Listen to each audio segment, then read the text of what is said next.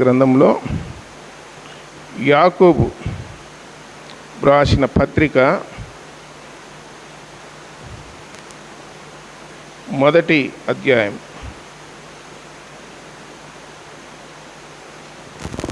యాకోబు రాసిన మొదటి పత్రిక మొదటి అధ్యాయము 16వ వచనం. నా ప్రియ సహోదరులారా, మోసపోకుడి. అలాగే 22వ వచనం, మీరు వినువారు మాత్రమై ఉండి మిమ్మును మీరు మోసపుచ్చుకొనకుండా వాక్య ప్రకారము ప్రవర్తించువారునై ఉండుడి. ఎవడైనను వాక్యమును వినువాడై ఉండి దాని ప్రకారము ప్రవర్తింపని వాడైతే వాడు అద్దములో తన సహజ ముఖమును చూచుకొను మనుషుణ్ణి పోలియున్నాడు. వాడు తాను చూచుకొని అవతలికి పోయి తాను ఎట్టివాడో వెంటనే మర్చిపోవును కదా. చిన్న మాట ప్రార్థన చేద్దాం. పరలోకపు తండ్రి, మహిమగల దేవా, యేసు ప్రభువా, సర్వోన్నతుడా, సర్వలోకములకు రక్షకుడా, ప్రాణనాథుడా, మీ పాదములకు వేలాది స్తోత్రములు నాయన. మమ్మల్ని ప్రేమించి సజీవులుగా ఉంచి జీవము గల మీ మాటలు వినడానికి కృప చూపినందుకు స్తోత్రములు. చేరి రావలసిన వారు ఇంకెవరైనా ఉంటే నడిపించమని ప్రార్థన చేస్తున్నాం. సమయాన్ని పోగొట్టుకొనక సద్వినియోగం చేసుకోవడానికి కృప చూపండి. చదువుకున్న వాక్య భాగాన్ని దీవించి ఆశీర్వదించి మాకు పంచిపెడుదురని, మీ సన్నిధి మాతో ఉంచుదురని, మాతో మాట్లాడుదురని ప్రియరక్షకుడైన యేసుక్రీస్తు వారి ఘనమైన నామమున ప్రార్థించి దీనులమై వేడుకొనుచున్నాము తండ్రి, ఆమేన్. ఈరోజు మన అంశం ఏమిటంటే, మోసపోకుడి, దేవుడు వెక్కిరింపబడడు. అది మన అంశం. ఇక్కడ యాకోబు రాసిన పత్రిక మొదటి అధ్యాయము 16వ వచనంలో నా ప్రియ సహోదరులారా మోసపోకుడి అన్నాడు. మోసపోకుడి అంటున్నాడు. ఒకసారి మనము ఆదికాండము 3వ అధ్యాయము 13వ వచనం చదివితే, దేవునితో ఆ స్త్రీ ఇలా జవాబిస్తూ ఉంది. ఎవరంటే ఆదాము భార్య హవ్వ దేవునితో ఇలాగ చెప్తా ఉంది, సర్పము నన్ను మోసపుచ్చినందున నేను తింటిని అని దేవునితో చెప్పింది. హవ్వ చెప్పింది. ఎవరు మోసపుచ్చినారంట? సర్పము మోసపుచ్చాను. అందుకే దైవ గ్రంథంలో మోసపోకుండా చూసుకోండి అని చెప్పి యాకోబు ప్రభువునందు విశ్వాసం ఇచ్చినటువంటి సహోదరులకు తెలియజేస్తూ ఉన్నాడు. ఎవరునూ మిమ్మల్ని మోసపుచ్చకొనకుండా చూచుకోండి అన్నాడు. ఇదే వాక్యాన్ని మన ప్రభు అయిన యేసుక్రీస్తు కూడా మత్తయి సువార్త 24వ అధ్యాయం 4వ వచనంలో యేసు ప్రభు రాకడ దినాలలో ఉన్నప్పుడు ఎవరు మిమ్మల్ని మోసపుచ్చుకొనకుండా చూచుకోండి, జాగ్రత్తగా ఉండండి, మెలకువగా ఉండండి అని చెప్పినాడు. మోసపోవద్దు అంటున్నాడు దేవుడు. మనిషి ఎన్నిసార్లు మోసపోతాడు? ఒకసారి మోసపుచ్చితే మోసపుచ్చవచ్చు, రెండోసారి మోసపోతారా? ఓసారి అవసరం ఉందని చెప్పి గడ్డకేసింటాం. అవసరం తీరుతానే మనల్ని ఏం చేస్తారంటే తృణీకరంగా మాట్లాడుతూ ఉంటారు. అవసరం తీరినాక తర్వాత రెండోసారి ఎంత ప్రయత్నం చేసినా కానీ మళ్ళీ అవసరం అనేది ఇంకా తీరదు. కాబట్టి దైవగ్రంథములు ఏమంటున్నా అంటే, నా ప్రియ సహోదరులారా మోసపోకుండా చూసుకోండి అన్నాడు. బైబిల్లో మనకందరికీ తెలిసిన వాక్యం ఏమిటంటే, యెహోషువ గ్రంథము 9వ అధ్యాయం 22వ వచనములో గిబియోనులు యెహోషువ ఉన్న ప్రాంతానికి వచ్చి, గిల్గాలులో యెహోషువ అన్నాడు, ఇశ్రాయేల్ ప్రజలున్నారు, పెద్దలున్నారు. గిబియోనులు వారి దగ్గరకు వచ్చి వారు మాయా వేషం వేసుకొని, కపట వేషం వేసుకొని, ఎండిపోయిన భక్ష్యములు, పాతగిలిన వస్త్రములు, తెగిపోయిన చెప్పులు, వారు ఆ విధమైనటువంటి వస్త్రధారణ ధరించి మేము చాలా దూరదేశము నుండి వచ్చినాము అని చెప్పి యెహోషువతోనూ, యెహోషువ దగ్గరున్న జనులతోనూ, పెద్దలతోనూ వారు మాటలాడినారు అని చెప్పి గ్రంథంలో రాయబడింది. తర్వాత మీ దేవుడైన యెహోవాను మేము కూడా అనుసరిస్తున్నాము. మీ దేవుడైన యెహోవా ఎర్ర సముద్రమును పాయలుగా చేయడం మేము చూసినాము. అలాగే బాషాన్ రాజు అయినటువంటి ఓగును, అలాగే సీహోను రాజును మీరు ఓడించిన సంగతి కూడా మేము విన్నాము. మీ మాటలు మేము విన్నప్పుడు మీ దేవుడు మీ పక్షాన ఉండి చేయుచున్నటువంటి అద్భుతాలను మేము ఎరిగిన వారమై మేము మీ యొద్దకు వచ్చి ఉన్నాము. మీ దేవుడు ఎలాంటి గొప్ప దేవుడో మాకు తెలుసు. ఎర్ర సముద్రాన్ని పాయలుగా చేశాడు. మరి ఇద్దరు రాజులను, బాషాన్ రాజును, సీహోను రాజును, ఇద్దరు రాజులను మీరు ఓడించినారు అన్న సంగతి కూడా మాకు తెలుసు. కాబట్టి మీ దేవుణ్ణి మేము అనుసరించే వాళ్ళమని చెప్పి దేవుని పేరు చెప్పి ఇశ్రాయేలు ప్రజల దగ్గరికి, యెహోషువ దగ్గరికి వచ్చి ఏం చేసినారంటే మోసం చేసినారు. దాన్ని బట్టి యెహోషువ, ఇశ్రాయేలు పెద్దలు ఏం చేసినారంటే పాపము అయ్యో అని చెప్పి దయదలిసి వాళ్ళతో ఒక నిబంధన చేసినారు. మీ ప్రాణానికి మా ప్రాణం అని చెప్పి నిబంధన చేసినారు. నిబంధన చేసిన 3 దినాలకే ఏమని తెలిసిందంటే, ఎందుకయ్యా మమ్మల్ని మోసపుచ్చినారు అని చెప్పి యెహోషువ పిలిచి అడిగినాడు. గిబియోను నివాసులేనే మీరు, పెద్ద దూరం నుండి వచ్చినామని చెప్పినారు. ఎందుకంటే మా ప్రాణాలు అరచేతుల్లో పెట్టుకొని మేము బ్రతకడానికి జీవించడానికి ఈ మాటలు మీకు చెప్పినాము అని చెప్పి యెహోషువతో చెప్పినారు. గిబియోనులు ఎందుకు ఆ విధంగా ప్రవర్తించినారు? మేము ఇక్కడ నిలమంటే ఎవరన్నా రానిచ్చారా లోపలికి? ఎవరన్నా సంధి చేస్తారా, మాట్లాడతారా? వాళ్ళకు అనుమానం రాకుండా, సందేహం రాకుండా ప్రీ ప్లాన్గా మొత్తము వాళ్ళు కపట వేషం వేసుకొని, వస్త్రాలు ధరించుకొని, పాతగిలినట్టు వేసుకొని, తెగిపోయిన చెప్పులు వేసుకొని, ఎండిపోయిన భక్ష్యములు తెచ్చుకొని దూరదేశం నుండి వచ్చినట్టు వాళ్ళు ఆ వేషధారణ చూచానే ఎన్ని రోజులైందో వీళ్ళు ప్రయాణం చేయబట్టి అన్నట్లు కనపడినారు. పైగా ఇశ్రాయేలు ప్రజల దేవుని గురించి 2-3 మాటలు చెప్పినారు. దీన్ని బట్టి వీళ్ళు మనల్ని ఎన్నట్టుంది అని చెప్పి ఆలోచన చేసి సరని చెప్పి ఒక నిబంధన చేసినారు. ఆ నిబంధన బట్టి చేసిన 3 దినాలకే ఇక్కడున్నోళ్ళని తెలిసింది. ఎందుకు ఎట్లా చేసినారంటే మేము బ్రతకాలని చెప్పి ఈ మాటలు చెప్పినామన్నారు. సరే చర్చ చేసినారు, కానీ మీరు ప్రత్యక్ష గుడారములో నీళ్లు చేదిపోయడానికి, కట్టెలు తీసుకొచ్చి వేయడానికి మిమ్మల్ని పనికి నియమిస్తున్నా అని చెప్పినాడు. ఇంతే చాలు మాకు, మేము బ్రతికిపోతే చాలు, మేము ఏ పనైనా చేస్తామని చెప్పి గిబియోనీయులు ఇశ్రాయేలు ప్రజల మధ్యన ఉన్నారని చెప్పి గ్రంథంలో రాయబడింది. ఆదికాండం 3వ అధ్యాయం 13వ వచనంలో సర్పం ఎందుకు మోసపుచ్చింది? సర్పానికి ఉన్న సహజమైన గుణం ఏంటి? సర్పం ఏం చేస్తుంది? మోసపుచ్చడమే. అపవాది, అబద్ధికుడు, అబద్ధమునకు జనకుడు, మోసగాడు. ప్రపంచంలో మోసగాడు ఎవరంటే సాతానుడే. అబద్ధికుడు ఎవరంటే సాతానుడే. దేవునికి వ్యతిరేకి ఎవరంటే సాతానుడే. ప్రజలను వ్యతిరేకంగా మోసములో, అబద్ధములో ముంచి తేలుస్తూ ఉన్నాడు సాతానుడు. మనుషులైతే మంచోళ్ళే. ఎవరి మాట వింటున్నారు? సాతాను మాట వింటున్నారు. అందుకని భంగమైపోతూ ఉన్నారు. దేవుని మాట వినే ప్రతివాడు బాగుపడతాడు, సాతాను మాట వినే ప్రతివాడు భంగమైపోతాడు. ఆడ 2 ఉండేది, ఆప్షన్లు 2. వింటే దేవుని మాట విన్నాడా, లేదంటే సాతాను మాట విన్నాడా.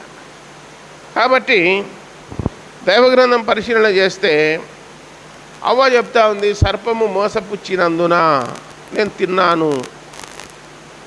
ఎందుకు సర్పమా మోసపుచ్చినావు అంటే, నీ మీద పగతో, నీ మీద కోపముతో, నీ మీద ద్వేషముతో నేను మోసపుచ్చినా. కాబట్టి ముగ్గురిని దేవుడు ఏం చేసినాడంటే శపించినాడు. ఎవరెవరిని? ఆదామును, అవ్వను, సర్పాన్ని. ఆదాముకి ఏమని చెప్పినాడు? నువ్వు చెమట కార్చి ఆహారము తింటావు, నీ ముఖపు చెమట కార్చి ఆహారం తింటావు, సేద్యం చేసుకొని పొలము అని చెప్పినాడు. ప్రపంచంలో మానవుడు బ్రతకాలంటే పొలములో ధాన్యము పండించుకోవాలా, మానవులు బ్రతకాలా. అది దేవుడు చెప్పిన నియమం, మనుషులు పెట్టుకునేది కాదు, దేవుడు పెట్టిన నియమం అది. ఎందుకు? దేవుని మాట విననందుకు. అవ్వకు చెప్పినాడు, ఏ స్త్రీ అయినా సరే ప్రసవ వేదన బట్టి పిల్లలకు అంటుంది అని చెప్పి అవ్వతో చెప్పినాడు. సర్పానికి చెప్పినాడు, నువ్వు బ్రతుకు దినములన్నీ మన్ను తిని పొట్టతో ప్రాకుతూ ఉంటావని చెప్పినాడు. తర్వాత ఆమె సంతానానికి నీకు వైర్యం అన్నాడు. సర్పముతో అన్నాడు, సర్పం మెడమ మీద కాటు వేస్తే నిన్ను తలను చితకబొడుస్తారని చెప్పినాడు. కాబట్టి ఇవన్నీ గ్రంథముల ఆదికాండము 3వ అధ్యాయము 14-15 వచనాల్లో దేవుడు రాయించి పెట్టినాడు. మోసానికి శిక్ష ఉంటుంది. మోసం చేసిన వాడు ఖచ్చితంగా శిక్ష పొందుతాడని చెప్పి రాయబడింది. అలాగే యాకోబు పత్రికలో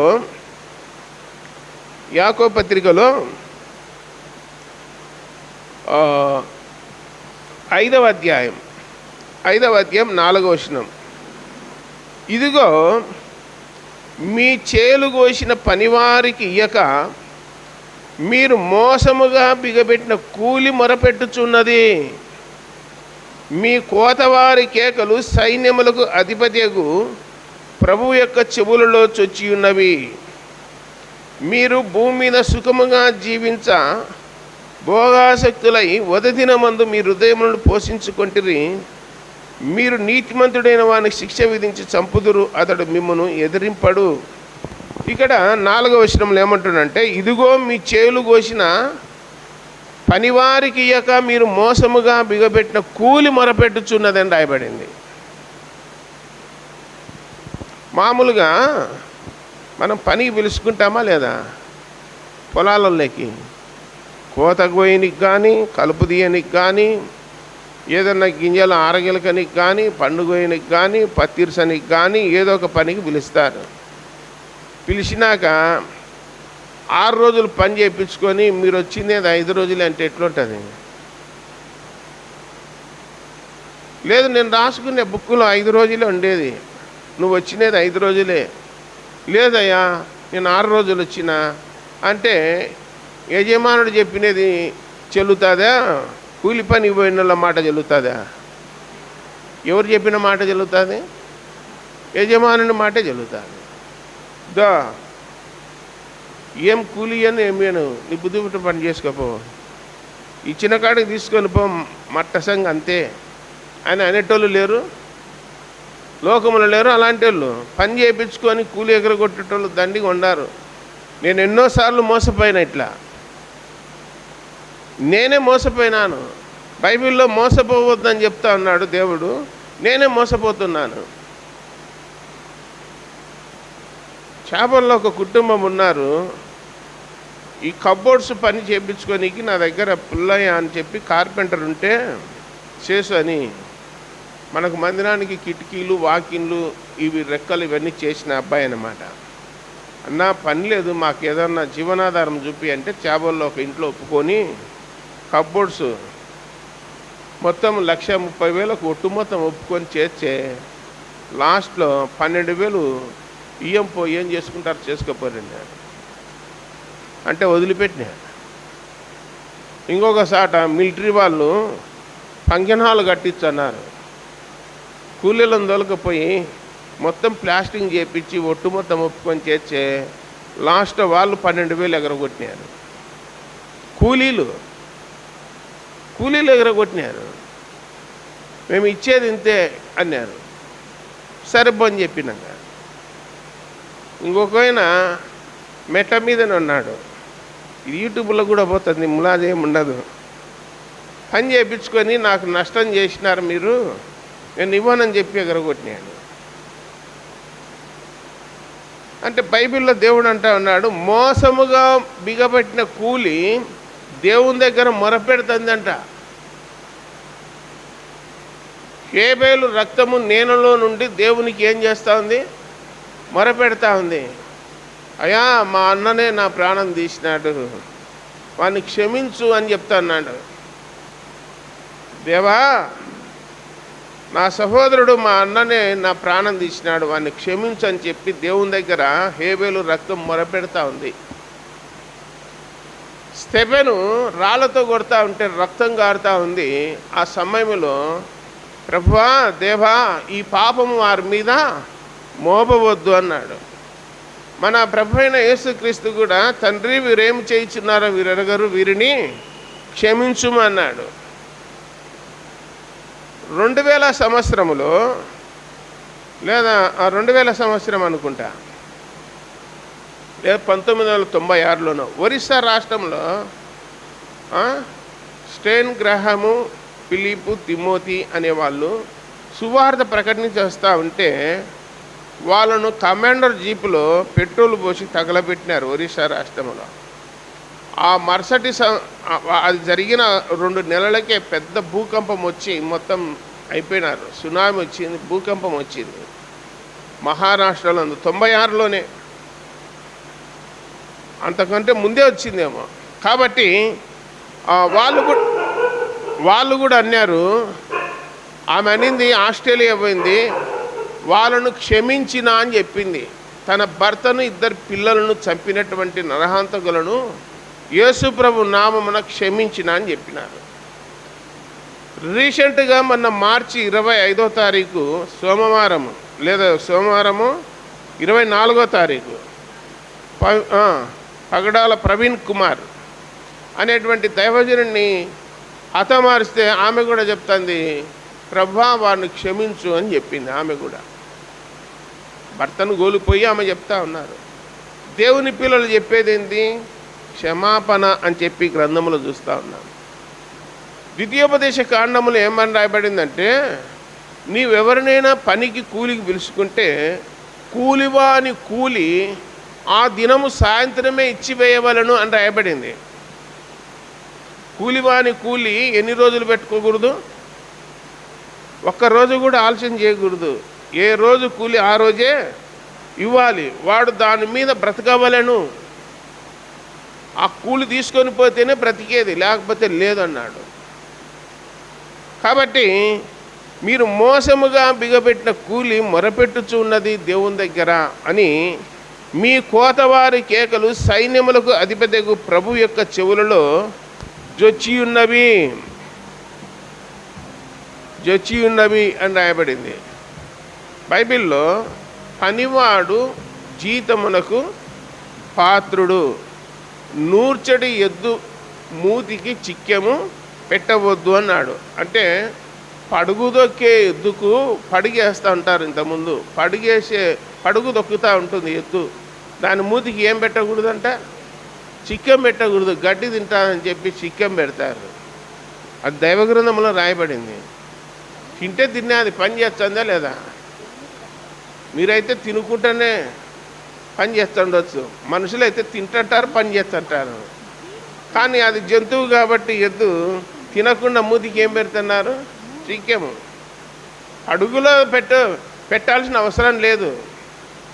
అది విత్తనం వేసేటప్పుడు లేదా బండి తోలేటప్పుడు మూతికి చిక్కెం పెడితే పక్కకు పోకుండా నేరుగా ఇంటికి వచ్చాది. అడుగు దక్కే ఎద్దుకు మూతికి చిక్కెము పెట్టకూడదు అన్నాడు. మీరు బుడ్డలు వలసనికి పోతారు, ఒలచంటారు, తింటుంటారు. బుడల కట్ట పీకుతుంటారు, తింటుంటారు. ఎన్నిసార్లు చూడలేదు? కాబట్టి పనివాడు జీతానికి పాత్రుడు. ఆ జీతము కూడా ఇవ్వకపోతే దేవుని దగ్గర మొరపెడుతుందని చెప్పి రాయబడింది. పనివాడు జీతానికి పాత్రుడని రాయబడింది. పనిచేసేవానికి కూలి ఏం చేయాలా? ఇవ్వాలని చెప్పి రాయబడింది. ఇప్పుడు మోసముగా బిగబెట్టిన కూలి. ఇంకొకటి గుర్తుపెట్టుకోండి, దేవుడు మన కుటుంబాలను దీవించాలంటే మనం చేయాల్సింది ఏంటంటే కూలి పనికి వచ్చిన వానికి శ్రేష్టమైనవి ఇవ్వాలి. పని చేసినోనికి ఏమి ఇవ్వాలా? శ్రేష్టమైనవి వేయాలి. జొన్నలు కానీ, గింజలు కానీ, డబ్బు కానీ శ్రేష్టమైనవి ఇవ్వాలి. చినిగిపోయినటివి, పనికిరానివి, తాలు గింజలు, బొంతులు ఇట్లాంటివి కాదు కూలోనికి వేయాల్సింది. బైబిల్లో రాయబడింది. దేవునికి ఎలాంటివి ఇవ్వాలి? శ్రేష్టమైనవి ఇవ్వాలి. మనము బాగలేకపోయినా ఎట్టున్న కట్ట సరి చేసుకొని తినొచ్చు. మనమైతే బాగలేనివి దేవునికి ఇచ్చి బాగున్నటివి మనం తీసుకుంటే అది దేవుడు ఒప్పడని చెప్పి గ్రంథంలో రాయబడింది. కాబట్టి ఓసారి 101వ కీర్తన 7వ వచనములో ఏమని రాయబడిందో చూడండి. 101వ కీర్తన 7వ వచనం.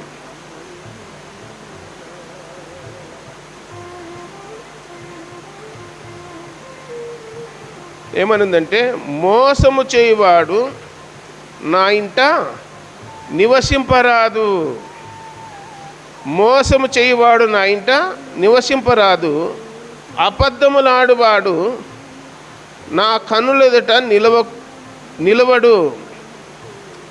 యెహోవా పట్టణములో నుండి పాపం చేయువారిని అందరినీ నిర్మూలము చేయుటకై దేశమందరి భక్తిహీనులందరినీ ప్రతి ఉదయమున నేను సంహరించేదను అంటున్నాడు.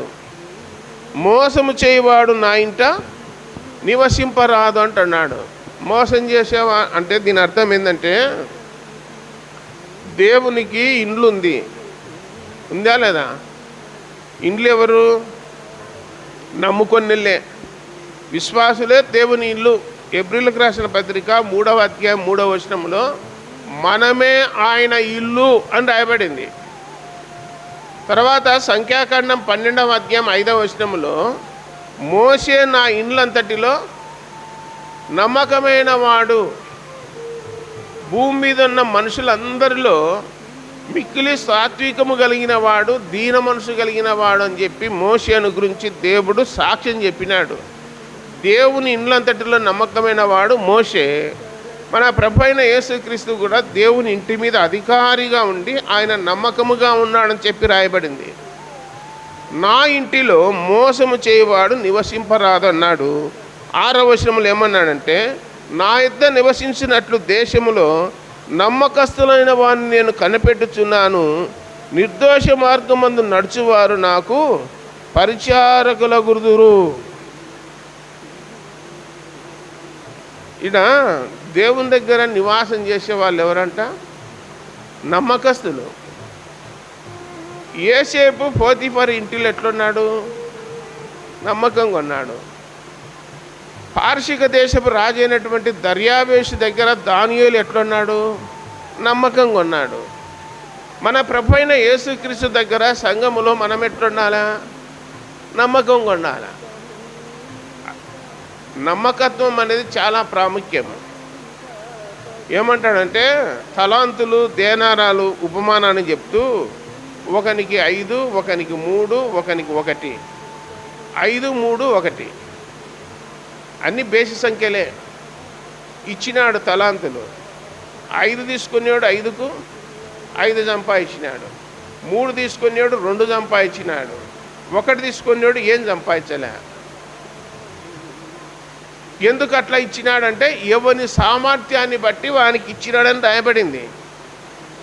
తలాంతులు ఎవని సామర్థ్యాన్ని బట్టి వానికి ఇస్తాడు. ఇప్పుడు మేము చదువుకునేటప్పుడు ఏంది లేవు. అప్పుడు ఉండేది ఏంటంటే గవర్నమెంట్ ప్రభుత్వ పాఠశాలలు, జిల్లా పరిషత్ ఉన్నత పాఠశాల, ప్రాథమిక ఉన్నత పాఠశాల, అప్పర్ ప్రైమరీ స్కూల్ అని చెప్పి వీరాడిపల్లె. ఇప్పుడు ఎట్లొచ్చినాయంటే కార్పొరేట్ స్కూళ్ళు, కార్పొరేట్ హాస్పిటళ్ళు, కార్పొరేట్ స్కూళ్ళు, కార్పొరేట్ హాస్పిటళ్ళు, కార్పొరేట్ కాలేజీలు ఇప్పుడు ఉండేది. అంతా హైటెక్ చదువు, అంతా ఆన్లైన్ చదువు, ఆన్లైన్లోనే ఎగ్జాము, ఆన్లైన్లోనే చదువు, అంత దాంట్లోనే. ఎందుకు ఈ విషయం చెప్తున్నానంటే ఆ నమ్మకత్వం అనేది దేవుడు ఏర్పాటు చేసిన వాటిలో నమ్మకం అనేది విశ్వాసము అంటారు. దాన్ని విశ్వాసము అనేది. నమ్మకానికి ఉన్న మరొక పేరేంటి? విశ్వాసము. అబ్రహాము దేవునిని నమ్మెను, అది అతనికి నీతిగా ఎంచబడేను అని రాయబడింది ఆదికాండం 15:6లో. నమ్మినాడు, దేవుని నమ్మినాడు. మనం ఏం చేస్తామంటే మనుషులను నమ్ముతాము. మనుషులను నమ్మితే మనుషులు ఏం చేస్తారు? నడినీళ్ళు ఏం చేస్తారు? ముంచుతారు. ఏమయ్యా నిన్ను నమ్ముకున్నాను అన్నాడు ఒకడు వచ్చి. నేను చెప్పినానా నన్ను నమ్ముకోమని?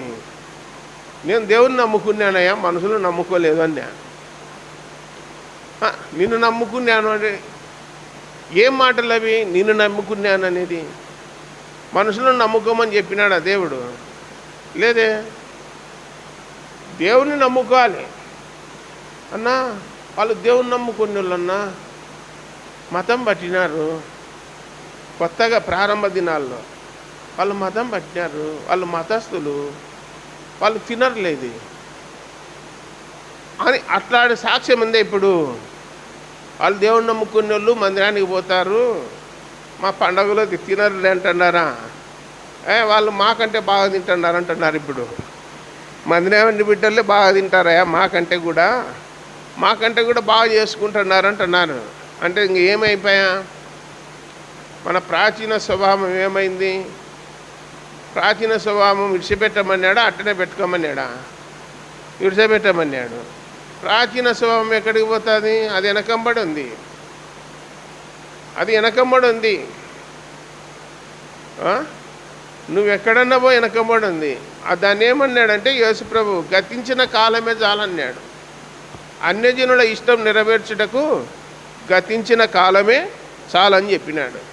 కాబట్టి ఇక్కడ తలాంతులలో నమ్మకస్తులకు ఇచ్చినాడు తలాంతులు. కార్పొరేట్ స్కూళ్ళు, కార్పొరేట్ కాలేజీలు, కార్పొరేట్ హాస్పిటల్ అన్నాం కదా. ఇప్పుడు కార్పొరేట్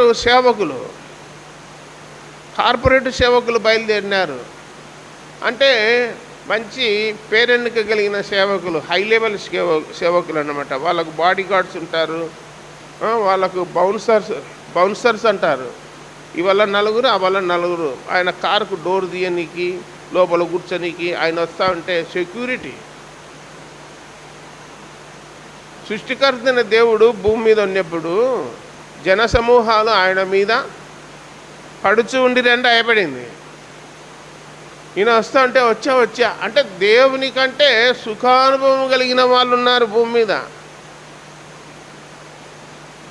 మొన్న చనిపోయినాడు కదా ప్రవీణ్ అనేటైన దైవజనుడు. దాదాపు 300 కోట్ల ఆస్తుంది ఆయనకు. 11 గంటలప్పుడు హైదరాబాద్లో బయలుదేరి విజయవాడ బయలుదేరినాడు ఎండలో. అంటే ఏం కర్మ? లగ్జరీగా కారులో, లగ్జరీగా ఇన్నోవా క్రిస్టా 40 లక్షలు 70 లక్షలు దాంట్లో ఏసీ వేసుకొని బ్రహ్మాండంగా రావచ్చు. ఎక్కడికి? రాజమండ్రికి రావచ్చు, ఎక్కడైనా రావచ్చు. అలవాటు అయిపోయింది. నాకు దేవుని సేవ చేసే నాకు ఈ లగ్జరీ లైఫ్ అవసరం లేదు అని అవన్నీ అవాయిడ్ చేసి పక్కకు పెట్టినాడు. ఉండాలి అలాంటి ఫెసిలిటీ ఉంది ఆయనకు, పక్కకు పెట్టినాడు. ఎండపోతున్న బయలుదేరి వచ్చినాడు. కొందరు చూపిస్తూ ఉన్నారు 2-3 స్థలాల్లో కింద పడినాడయ్యా అంటున్నారు. అదంతా అన్యం పుణ్యం అంతా దేవునికి తెలుసు, మనకేం తెలియదు. మొత్తం మీదనైతే ఆయన ప్రాణం అయితే పోయింది. ఎవరేమనుకునే కానీ ప్రాణం అయితే పోయింది. పోయిన ప్రాణం తిరిగి వచ్చాదంటే ఇక రాదు, ఇంకంతే. దానికి నేను చెప్తున్నాను, ఆ దినాల్లో గ్రహం స్టెయిన్ను, తిమోతిని, ఫిలిప్పును కమాండర్ జీపులు పెట్రోల్ వేసి తగలబెడితే 1 నెలకి భూకంపం వచ్చింది. లాస్ ఏంజల్స్, కాలిఫోర్నియాలో దేవుని నామాన్ని హేళన చేస్తే వారానికే మొత్తం అగ్నితో ఆహుతి చేసినాడు. మీకు తెలిదేమో, ఇప్పుడు కూడా వస్తుంది భూకంపము, సునామీ. ఇంకా పోలే, టుడే ఈరోజు కూడా జరుగుతూ ఉంది అమెరికాలో. బ్యాంకాక్లో, థాయిలాండ్లో, తర్వాత మయన్మార్, 7-8 దేశాల్లో అల్లాకొల్లమైపోయినారు. బర్మా రాజధాని మయన్మార్ మొత్తం నీలమట్టమైంది. మీరు సోదమ గోమర పట్టణాలు అగ్నితో ఎట్లా కాల్చి బూడిదైపోయినాయో అట్లయిపోయింది. మొత్తం డిమాలిష్. ఏ ఒక్క ఇల్లు లేదు, ఏ అపార్ట్మెంట్ లేదు. లక్షల మంది నిరాశ్రయులైపోయినారు. దేవుని యొక్క ఉగ్రత అలా వచ్చింది. ఒక దిక్కు ఉగ్రత వస్తూ ఉంది. యుద్ధముల గురించిన సమాచారము, భూకంపాలు, సునామీలు, రాజ్యం మీదికి రాజ్యము, జనం మీదికి జనము, తెలుగు రాష్ట్రాల్లో అలజడి, మనశ్శాంతి లేదు, నెమ్మది లేదు. బయటికి పోతే ఎప్పుడు ఏం జరుగుతుందో అన్న దినాలు ఉన్నాయి ఇప్పుడు. కాబట్టి దైవగ్రంథంలో దేవుడు ఏమంటున్నాడంటే, ఎవరు మిమ్మల్ని మోసపుచ్చకొనకుండా చూసుకోండి, మెలకుగా ఉండండి, జాగ్రత్తగా ఉండండి. సమస్తము మీకు బోధించిన నా పేరట అనేకులు వస్తారు బయలుదేరి, నేనే క్రీస్తును అని కూడా చెప్తారు. అదిగో అడవిలో ఉన్నాడు, అదిగో లోపల గదిలో ఉన్నాడు, అదిగో ఆ గుహలో ఉన్నాడు లోపల, రండి చూపిస్తాం అని చెప్పి మోసం చేసే వాళ్ళు బయలుదేరినారు. అబద్ధ ప్రవక్తలు ఉన్నారని చెప్పి తెలియజేస్తూ ఉన్నారు. కాబట్టి సేవ అనేది సృష్టికర్త అయిన దేవుడు కాలినడకన, ఏ వాహనము లేదు. యేసుప్రభుకు వాహనాలుండా. ఆయన ఒక్కొక్క రోజు 50 కిలోమీటర్లు 60 కిలోమీటర్లు కూడా నడిచినాడు సేవలో. గలిలయ ప్రాంతము, యూదయ ప్రాంతము, పెరియా ప్రాంతము, సమరయ ప్రాంతము, ఆ ప్రాంతాలలో తిరిగి కాలినడకన తిరిగి 3.5 సంవత్సరాలు సృష్టికర్తన దేవుడు సేవ చేస్తే, ఈ దినాలలో ఈ నుండి ఒక 2 కిలోమీటర్లు నడచడానికి బరువు అయిపోయింది. వద్దులన్నా అట్లయితే రాము, మాకేదన్నా వాహనం పెట్టు, మొత్తము రాన్పోన్ ఛార్జీ పెట్టు, నంద్యాలకు వచ్చా మాట ఎక్కి మొత్తం పెట్టు. మధ్యాహ్నం కూడా మళ్ళీ ఏమి చేయాలా, టిఫిన్ ఖర్చు, టీ ఖర్చు కూడా పెట్టాలా. అట్లయితే వచ్చాము, లేకపోతే లేదు. దేనికి? పనికా?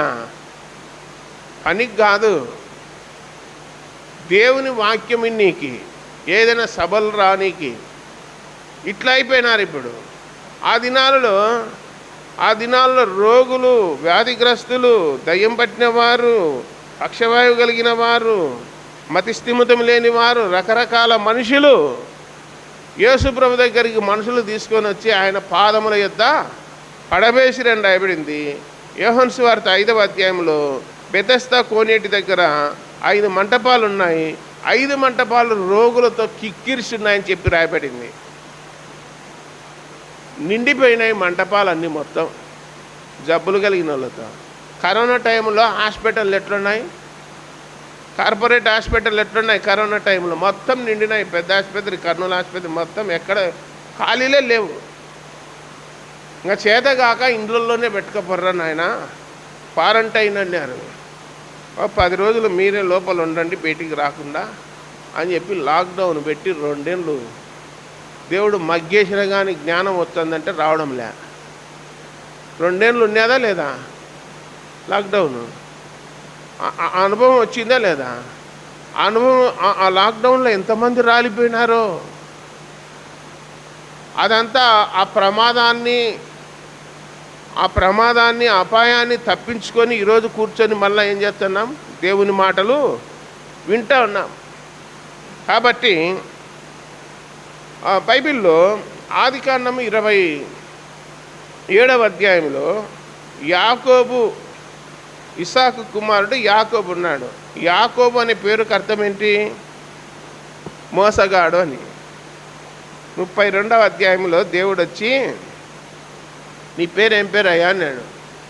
స్వామి నా పేరు మోసగాడు అన్నాడు. అబ్బా కరెక్ట్గా చెప్పినవరా నాయన, నువ్వు కరెక్ట్గా ఒప్పుకున్నావు. ఈ రోజు నుంచి నీ పేరు మోసగాడు కాదు, ఈ రోజు నుంచి నీకేం పెడుతున్నానంటే ఇశ్రాయేలు.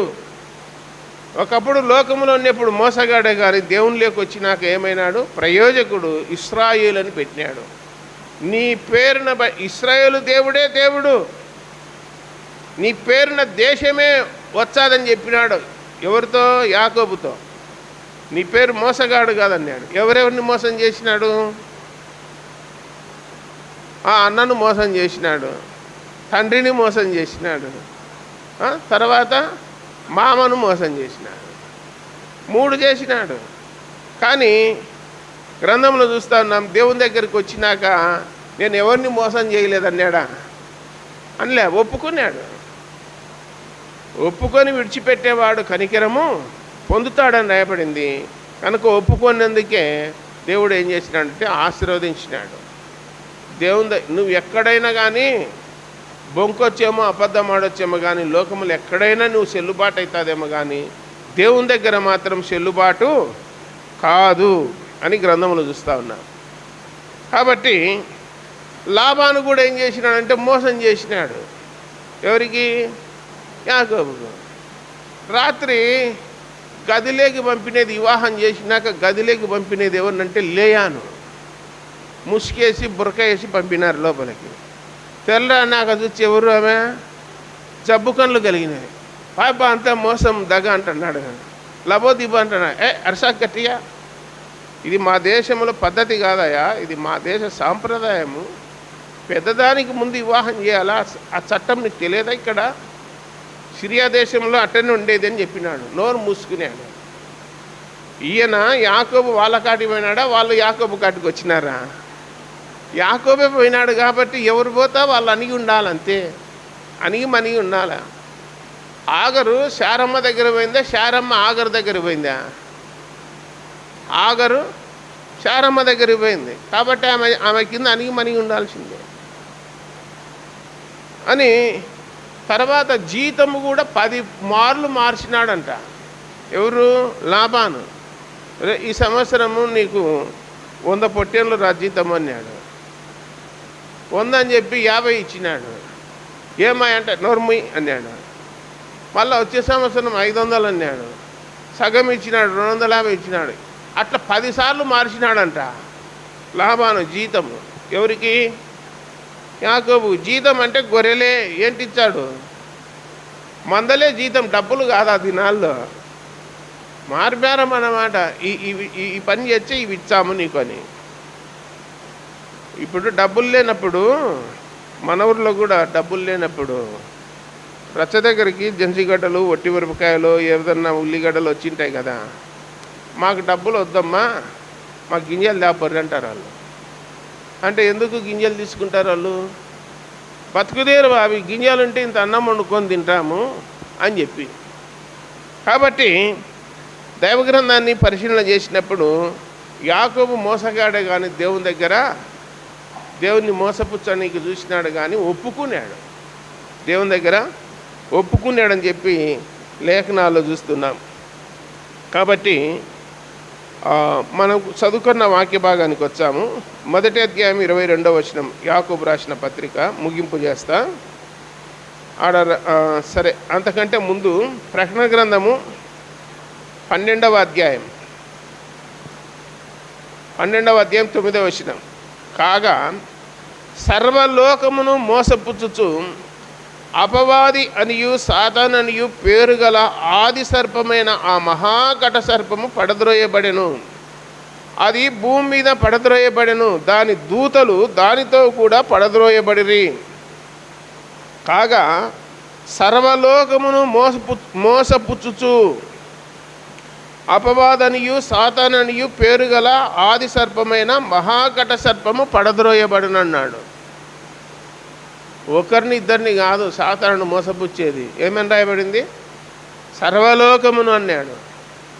సర్వలోకమును మోసపుచ్చినాడా లేదా సాతాను, అపవాది, ఆది ఘట సర్పము?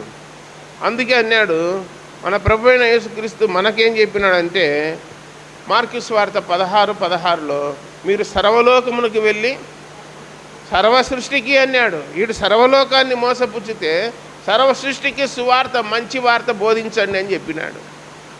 సర్వలోకాన్ని మోసపుచ్చే దేవుడు అంటే సాతానుడు. ఇప్పుడు దేవుణ్ణి నమ్ముకున్నాం కదా, ప్రార్థనకు వచ్చున్నాం కదా, వాక్యం వింటున్నాం కదా, దేవుణ్ణి ఆరాధిస్తున్నాం కదా, ప్రతిరోజు బైబిల్ చదువుకుంటున్నాం కదా, అప్పుడప్పుడు మనలో కూడా ప్రేరేపణ కలిగించాడు, మోసం చేయి ఏం పర్వాలేదులే. మొన్న ఒక వ్యక్తి చివరిలో ఒకసారి పిలుచుకొని వచ్చిన ఆ వ్యక్తి సాతానుడు ప్రేరేపించినాడంట. మోసం చేయనీకి, దొంగతనం చేయనీకి, దొంగతనం చేయనీకి ప్రేరేపించే దొంగతనం చేసినాడు. ఒక ఆమె కూరగాయలు కొనుక్కుంటా ఉంటే మార్కెట్ దగ్గర మెడలో చైను నన్ను తీసుకుంటుందంట. ఈ మనిషిని మెడలో చైన్ ఇట్లా చేయి పెట్టి గబగ్గిన లాగినాడంట. బండి వేసుకొని పోయినాడు. ఇప్పుడు టెక్నాలజీ లేదు, ఎవరు తీసుకపోతే ఏం కనుక్కోలేరు. వెంటనే సీసీ ఫుటేజ్లలో కనపడినాడు. తీసుకుపోయి లోపల పెట్టినారు. ఇప్పుడు ఏమిరా నాయన ఎట్లయిపోయిందంటే, ఏం చేయాలి, సైతాన్ని ప్రేరేపించింది తీసుకోమని. తీసుకొని కూరుకున్నాడా, ముత్తూట్ ఫైనాన్స్లో పెట్టి వచ్చినాడు 2 లక్షలకు. ఎటన కట్టి తీసుకొచ్చి మొత్తం ఇచ్చినారు. లోపల ఉన్నాడు. ఇప్పుడు ఇట్లా చేస్తాడు అనుకోలేదయ్యా మేము. చాలా 15 ఏళ్ళు నమ్మకంగా ఉన్నాడు మందిరంలో. ఇట్లా అయితే అది అనుకోలేదంటే మానవుడు బలహీనుడైపోతాడు. సాతానుడు ప్రేరేపించేటువంటి వాని ఆకర్షణకు లోనైపోయి ఒలల పన్నాడు. ఊరికే ఉచ్చేసినాడు సాతానుడు, అంతే. ఆకానుకు చెప్పినట్టు. అది శాపం రా నాయన తీసుకుంటే, అది తెలియదు ఆకానుకు, తెలుసు, అయినా తీసుకున్నాడా లేదా. అట్లనే నువ్వు దేవుని నమ్ముకున్నావు, పాట పాడతావు, వాక్యం చెప్పి నీకు వస్తున్నావు, పాస్టర్ అని పేరు పెట్టుకున్నావు, ఎట్లా తీసుకుంటావు వేరే వాళ్ళది. మెడలో కనపడతావు అంటే నువ్వు ఎట్లా లాగుతావు. చేయి పోయింది, లాగింది, ఇప్పుడు లోపల ఉన్నాడు. లాక్కొచ్చి లోపలేసినారు. నువ్వు లాగినేది కాదు మెయిన్, నేను లోపలేసినారు. ఇంకా మచ్చ పోగొట్టుకుంటాను, మచ్చ పడితే పోగొట్టుకుంటాను, ఇంకా బతికినంతకాలం ముద్ర అంటారు. ఎంత కొంచెం అవివేకం అని చెప్పి ప్రసంగి గ్రంథం 12వ అధ్యాయంలో పెద్ద అత్తరు క్యాన్ ఉంది. బుక్కావాని తైలం సీసలో సచ్చినీగ పడిందంట. నెయ్యిలో 10 కేజీల నెయ్యిలో చచ్చిపోయిన ఈగలు బన్నాయి. కమ్మగా ఉంది నెయ్యి. తిన్నారంటే తింటారా? చూసినోళ్ళు, ఈగల బన్నీ చూసిన వాళ్ళు తింటారా? తినరు. అది పనికి రాదు. అయిపోయాక కొంచెము లెస్ అయిన జ్ఞానాన్ని తేలగొడుతుంది అన్నాడు. బుక్కవాని తైలం శిశువులో సచ్చినీగా పడిందంటే జ్ఞానాన్ని తేలగొడుతుంది. నీ విశ్వాసాన్ని, నీ భక్తి జీవితాన్ని, నీ భక్తిని, విశ్వాసాన్ని, భయాన్ని మొత్తాన్ని ఫెయిల్యూర్ చేస్తుంది. ఏంది? కొంచెమే. ఒక 50 లీటర్ల పాలల్లో తోడు ఎంత తెచ్చారు? ఒక స్పూను తోడేచ్చే మొత్తం పాలల్లో పెరిగేతండా లేదా? పాలు ఎంతుంటే అంతమైన తోడేచ్చారా పాల మీద? లేరు కదా. అట్లా మనుషుల్ని చెడగొట్టడానికి ఒక చిన్నది చాలన్నాడు. సింపుల్ లాజిక్ దేవుడు చెప్పేది. 10 ఆజ్ఞలు ఉన్నాయి, 9 ఆజ్ఞలు నెరవేర్చి ఒక ఆజ్ఞ మీరితే మిగిలిన 9 ఆజ్ఞలన్నీ కొట్టుకుపోతాయన్నాడు. గుర్తుందా మీకు? 10 ఆజ్ఞలలో 9 అనుసరించి ఒక్కటే కదా అనుసరించింది అంటే యాకోబు పత్రికలోనే అన్నాడు ఆ మాట. అవన్నీ ఏమి నిలిచమన్నాడు, ఒకదాన్ని బట్టి మొత్తం పోతాయన్నాడు. కాబట్టి మనకున్న విశ్వాసాన్ని, అందుకే అన్నాడు, మీలో ఎవని ఎందైనను విశ్వాసము లేని దుష్ట హృదయము మీలో ఎవని ఎందైనా ఉండునేమో జాగ్రత్తగా చూచుకోండి అన్నాడు. ప్రభువును విడిచిపెట్టిపోవునంటే దుష్ట హృదయం మీలో ఉందేమో జాగ్రత్తగా చూసుకోండి అన్నాడు. ఏప్రిల్కి రాసిన పత్రికలో 3వ అధ్యాయం 12వ వచనము, కొరింథీయులకు రాసిన 2వ పత్రిక 12వ అధ్యాయం 13, 14 వచనాలలో విశ్వాసము లేని దుష్ట హృదయం అన్నాడు. కాబట్టి కొన్నిసార్లు మన ముందర సాధారణ కావాల్సి చేస్తాడు. దాంట్లో తాగుడుబోతులకు కోటర్ సీసా రోడ్డు మీద పడేసి దానికి దారం కట్టింటాడు. దారం కట్టి దానికి పెద్దది పాము, లేకపోతే ముంగీసనో, లేకపోతే ట్రాటాయిసో ఏదో ఒకటి పెట్టింటాడనమాట. అది తీసుకుంటానే పాము వెనకబడి పడుతుంది అనమాట. అని ఇసిరేసిపోతారు. అంటే హేళన చేయనికి, కామెడీగా. అంటే అది తీసుకోవాలని ఆశ, కానీ దాని వెంబడి ఏమొచ్చింది? అటనే మంకీలకు కూడా, కోతలకు కూడా పెడుతున్నారు. అది తీసుకొని వచ్చి వెనకమ్మడి వస్తుంది బుష్ అని, అది అక్కడనే పడేస్తారు. అది ఉపాయం ఉండేదైతే అడ్డిపండు నాన్నే ఒలుసుకొని నాన్నే వేసిపోతుంది. ఇట్లా చేస్తున్నారు. సాతానుడు మనకేం చేస్తాడంటే ఎర్ర ఎత్తన్నాడు. నేను చెప్పినా కదా బంగారు పూసలు చల్లుతాడని. మనకి చైన్ వేసినాడు ముందర, మెడకి వేసుకున్నాడు. పూసలు చల్లుతాడు సాతానుడు. పూసలు ఏరుకుంటా అంటే నువ్వు వచ్చిన ఉద్దేశము, దేవుని మీద ఉన్న లక్ష్యము, ఆ గోల్ అనేది తప్పిపోతుంది. అందుకే ఆ గోల్, ఆ ఉద్దేశం తప్పిపోకుండా ఉండనీకే ప్రతిరోజు వాక్యం వినేది. దేవుడి తలంపులన్నిటినీ మనందరి కొరకు దీవించును గాక. ప్రార్థన చేసుకుందాం. పరలోకపు తండ్రి, మహిమగల దేవ, యేసు ప్రభువా, మీ పాదాలకు స్తోత్రాలు నాయన. మమ్మల్ని ప్రేమించి సజీవులుగా ఉంచి, దినం ఇచ్చి, సమయం ఇచ్చి, సంరక్షించి, పోషించి, బ్రతికించి, కాపాడిన దేవ స్తోత్రాలు. ఇంతవరకు నాయన ఒక అంశం మీద మేము విన్నాము వాక్యము. మోసం చేయవారు నా ఇంట నివసింపరాదు, మోసపోకుడు దేవుడు ఎక్కిరింపబడు, ఎవరినూ మోసపుచ్చకునకుండా చూచుకోండి అని చెప్పారు నాయన. మీకు స్తోత్రాలు చెల్లిస్తూ ఉన్నాం. జీవము గల దేవ, సర్వలోకమును మోసపుచ్చువాడు నాయన, వాడు ఎవరిని మృంగుదునా అని చెప్పి గర్జించి వలె తిరుగుచున్నాడని లేఖనాల్లో చూస్తున్నాం నాయన. వాని యొక్క ఉచ్చులో, వాని యొక్క ఉరిలో, వాని యొక్క ఒలలో మేము పడకుండా ఉండాలంటే ప్రతిదినము మీ వాక్యం ద్వారా, మీ సహవాసం ద్వారా, మీ కృప, మీ సన్నిధి మాకు భద్రత కంచె వేసినందుకు స్తోత్రాలు. చేరవచ్చిన ప్రజలను దీవించి ఆస్వాదించండి నాయన. ఎవరెవరు ఎలాంటి అక్కర్లు కలిగి ఉన్నారో, సమస్య కలిగి ఉన్నారో తీర్చండి. మీ సన్నిధి తోడుగా ఉంచండి. ప్రపంచంలో భూకంపాలు వచ్చినాయి, సునామీ వచ్చినది. ప్రజలు నాయన మరి దిక్కుమాలిన స్థితిలో ఉన్నారు, అనాథలుగా ఉన్నారు. పిల్లలను పోగొట్టుకున్నవారు, తల్లిదండ్రులను పోగొట్టుకున్నవారు, జీవము గల దేవ, క్షతగాత్రులైన వారు వేల మంది ఉన్నారు. దయతో జ్ఞాపకం చేసుకొని సహాయం చేయండి. మమ్మల్ని అందరినీ కాపాడి సమస్త ఘనత, మహిమ, ప్రభావాలు మీరే పొందుదరని ప్రియరక్షకుడైన యేసుక్రీస్తు వారి ఘనమైన శ్రేష్టమైన నామమున స్తోత్రములు చెల్లించి బతిమాలి దీనులమై వేడుకొనుచున్నాము తండ్రి. ఆమేన్.